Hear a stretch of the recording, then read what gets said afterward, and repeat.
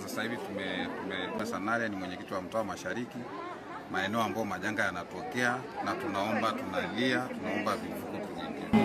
Kwa hiyo sisi changamoto kubwa ni vivuko, na changamoto kubwa zaidi ni shule ya msingi Mashariki, na ni jinsi gani waangalie kwamba 85% watoto wanaosoma shule ya msingi Tera wanatokea Mashariki. Na ndio maana tulichukua jukumu la kutafuta eneo, na mkurugenzi akatununulia eneo na ameshapelekea hela kwenye shule hii ya msingi Tera. Kwa hiyo tunachohitaji ni msukumo, mkurugenzi asukume yule mkandarasi aanze shule, kwa sababu watoto wanaendelea kuangamia kulingana na kuruka makorongo mengi kuja shuleni. Juzi amefariki mtoto mmoja na leo kafariki tena kwenye maeneo hayo hayo. Kwa nini hatua stahiki za kuweka daraja hazichukuliwi? Hiyo changamoto iko sasa kwenye ngazi za juu, kwa sababu unamtuma mtaalamu apime, lakini kutenga fedha za kuanza kwa dharura ndio changamoto. Kwa hiyo sisi tunachoomba ni fedha zitoke, vivuko vijengwe, kwa sababu usipojenga vivuko bado changamoto iko pale pale. Kwa hiyo serikali itoe fedha kwa ajili ya kujenga vivuko, na tulishaainisha vivuko ambavyo vinahitaji vijengwe, lakini changamoto hazifanyiwi kazi na watoto wanaendelea kufariki. Anasoma darasa la 4, lakini kwa majina bado sijafahamu, ila ninachojua nasoma la 4 na anatokea mtaa Mashariki. Wazazi walipata taharuki, na mpaka sasa hivi tumeondoa taharuki, kwa sababu mara ya kwanza walikataa kuambiwa kwamba mtoto aliyefariki jina ni nani na anatokea wapi. Lakini kingine taharuki iliyokuwepo hapa, yule mtoto sio kwamba ametoka nyumbani akasombwa na maji. Mtoto alishafika shuleni, lakini alipofika shuleni akaagizwa mtoto aende kwa mtoto mwingine ambao alipewa ufunguo na mwalimu ili aondoke nao nyumbani aje afungue darasa. Kwa hiyo mtoto alipotoka hapa shuleni, yeye alikuwa anafuata ufunguo kwa mwanafunzi ambao hajaja shule. Kwa hiyo mtoto amechukuliwa na maji, akirudi akienda nyumbani kwenda kuchukua ufunguo alioagizwa.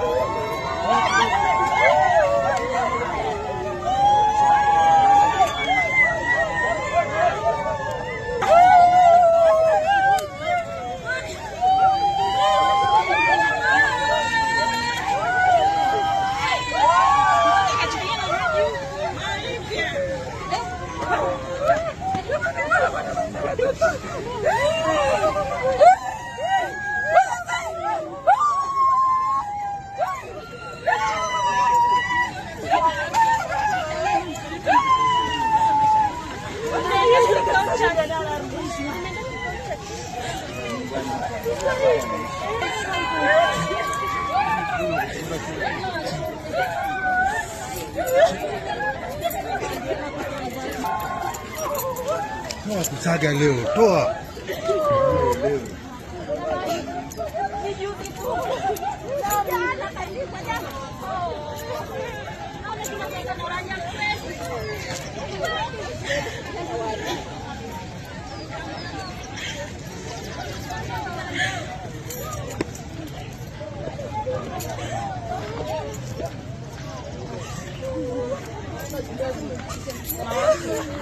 ametolewa tena.